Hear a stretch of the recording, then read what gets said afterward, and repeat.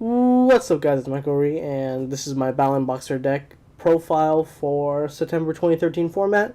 I'm To me, I think the Battlin Boxer archetype is gonna have a lot of fun in this slow format because Heavy Storm's gone. Not like it really affected it, and things like CED, Bottomless, and Torrential are limited to one. So players are gonna be a lot more careful when they're playing against you. But I feel like Battlin Boxers is like one of those not underplayed but unappreciated archetypes in Yu-Gi-Oh. But this for me, this is one of my favorite ones to play because as soon as you get lead yoke out, it's just GG. What are you gonna do now?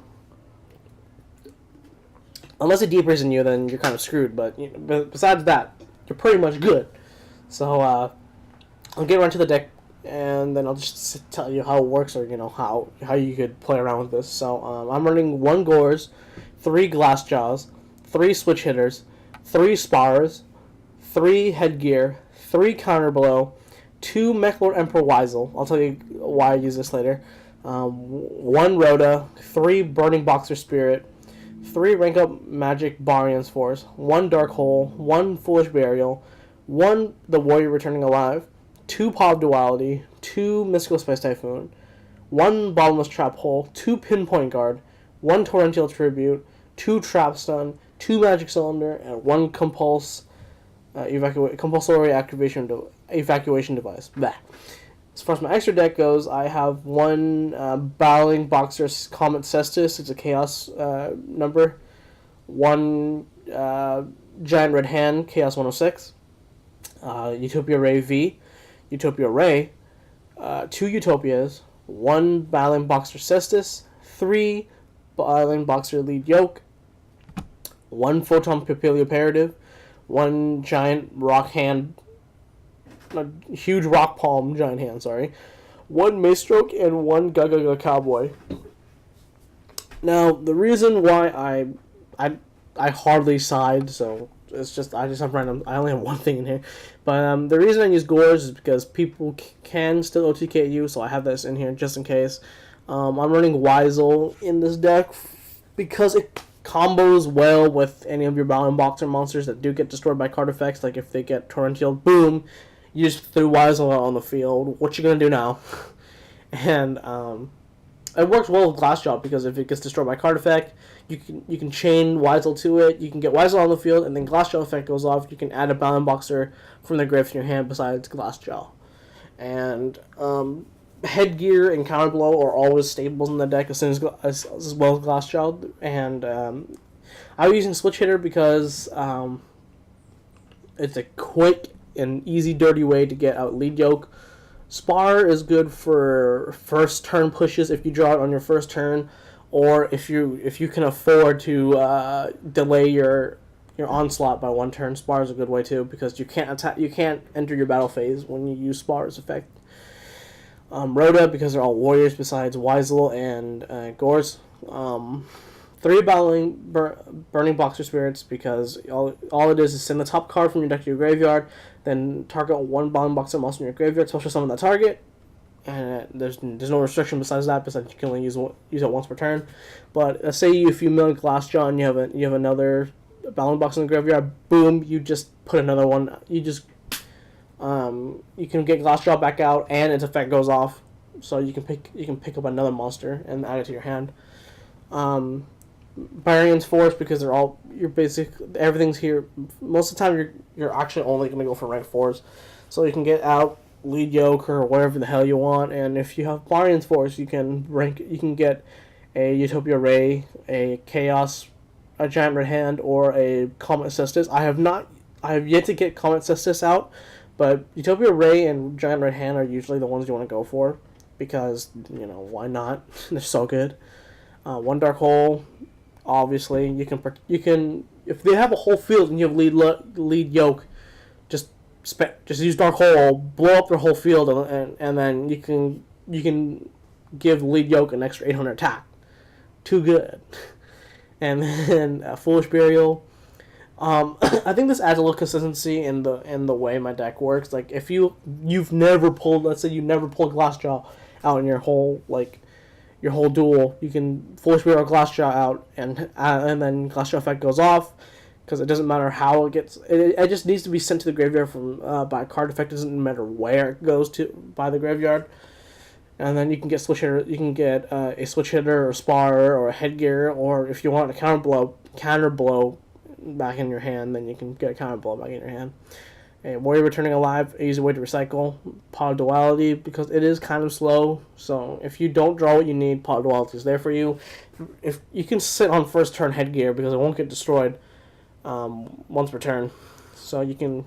Most decks don't usually OTK now, because they're kind of scared of back row, but 2 MST because of back row, bottomless because it's bottomless. 2 Pinpoint Guard. I like Pinpoint Guard because it's if you know what it does, it's like Call the Haunted, but it's only restricted to level 4 and lower. What it is when your opponent's monster declares an attack, you can target one level 4 or lower monster in graveyard, special summon it, and face up defense position, so you don't lose any life points, and it can't be destroyed by battle or by card effects for the rest of this turn. So they can't do anything to negate it, and to negate the summon of the monster. Or they can negate the summon of the monster, but as soon as it hits the field, they can't do anything about it. You can't dog hole it. You can't do anything. 1 Torrential Tribute, great combo with Battlin Boxer or Glassjaw. Glassjaw, if Glassjaw's only monster in your field and they have monsters in your field, just nuke the field with Torrential. You'll plus into something else in the graveyard. And Trap Stun, because of back row, negate the effects of all the trap cards on the field during this turn. Unless they're bluffing you by placing only magic cards on the field, which most of the people don't do that. 2 Magic Cylinder, because it still makes people salty to this day. And CED, because CED. So, this deck has great combos working for each other, but most of the time, if you can get Lead Yoke out, get Lead Yoke out, because you can sit on it for quite a while. It only has 2200 attack, but if you will lose some life points when they attack you, but as soon as they do, you can avoid destruction by detaching 1 XYZ material from Lead Yoke, and now it's at 3000 attack permanently until it gets destroyed. And if it gets attacked or destroyed, if it gets attacked by a monster, or if it gets targeted by a card effect that destroys it and sends it to the graveyard, you can make it 3800 attack. And then by then, if they wasted all their resources trying to get Lead Yoke off the field, they can't do anything about it, because Lead Yoke's at 3800 attack. Unless they can somehow, shave off your monster's attack or power up the monster so high that Lead Yoke is they can battle Lead Yoke. It's basically you're kind of GGing. The only thing that could probably kill Lead Yoke in terms of attack is Franken, which is it's a rank 8 XYZ monster, I believe. It's that Frankenstein, 4500 attack. Or if you could somehow get into a rank 10, you can just avoid this card. I haven't fought against a I don't know what Maestroke does to Lead Yoke, because most people they just cry about it. Because I just assault their Maestroke until it has no XYZ material and they can't do anything about it. So 2300 defense is nothing against 3800 attack. So I don't know if Lead Yoke loses its attack boost if Maestroke flips it face down. But otherwise, you can get a Yoke, or if not, if you have a Barion's Force in your hand, go into Utopia Barion Force, and then go into a Utopia Ray V or a Giant Rattan. And if you feel ballsy and you have 3 level 4 monsters on the field, you can get a Battling Boxer Cestus out, and then you can go into a Comet Cestus. I have yet to do Comet Cestus, but if I do, its effect's pretty nice. Detach 1 XYZ material from this card, and then target 1 monster your opponent controls, and then destroy it, send it to the graveyard, and inflict damage to life points equal to the attack. So, there's better cards out there that do the same thing, but seeing as I'm only running level 4s for the most part, besides Weisel and Gores, it's just for fun. It's a Battlin Boxer monster too, so why the fuck not? So I hope you guys enjoy this deck. I guess this deck profile. Like I said, I feel like Battlin Boxers are gonna have. They're gonna shine, I think, in this September format because everything's slower now. A lot of people lost since compulsory is like it basically hates on lead yoke so much, but now it's only limited to one. If you get lucky, if you feel lucky, you can blind MST and hopefully you hit their CED if they run it. But you can always just use Chop Stun and then just attack. They can't do anything about it until the next turn. But by then you can easily get another lead yoke out, and then they'll be in trouble all over again. That's why you run 3 because if on the off chance that they do destroy your lead yoke, you got 2 more, and they'll just be crime by then. So I hope you guys enjoy it. Like I said, I hope you guys play Battlin Boxers. Like it's kind of underused, but you can easily hybrid Battlin Boxers with other cards to make it a lot more fun. So hope you guys enjoy this deck. See you guys later, and play around with this deck, make it yours. Peace.